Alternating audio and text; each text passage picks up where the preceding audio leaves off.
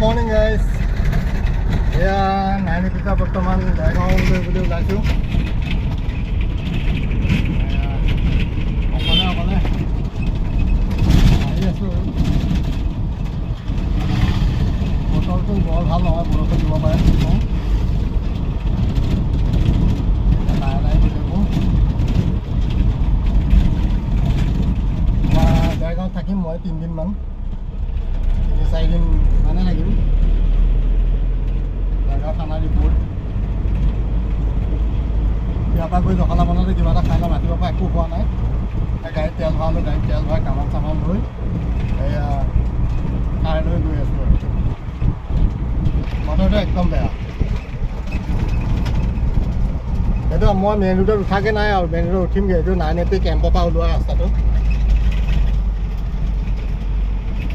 নাইনিপি কেম্পটো অকণমান মেইন ৰাস্তাৰ পৰা ভিতৰলৈ সোমোৱা।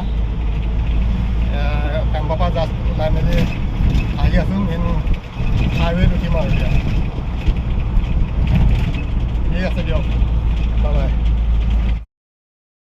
বৰ্তমান আহি হালদিবাৰী মন্দিৰ পালোঁহি। সেৱা এটা কৰিলোঁ।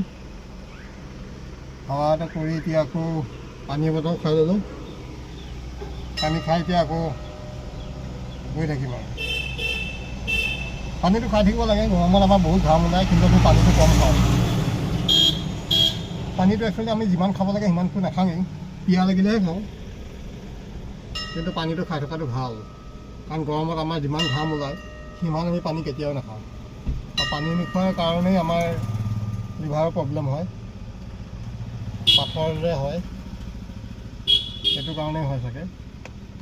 ডক্টৰে কোৱা মতে পানী বেছি খালে মানে লিভাৰটো ভালে থাকে, পানীটো কম খালে লিভাৰটো বেয়া হৈ যায়। যিয়ে হ'লেও 1 লিটাৰ খালোঁ পানী, সেৱা এটা কৰিলোঁ আৰু এতিয়া গৈ থাকোঁ। ঠিক আছে।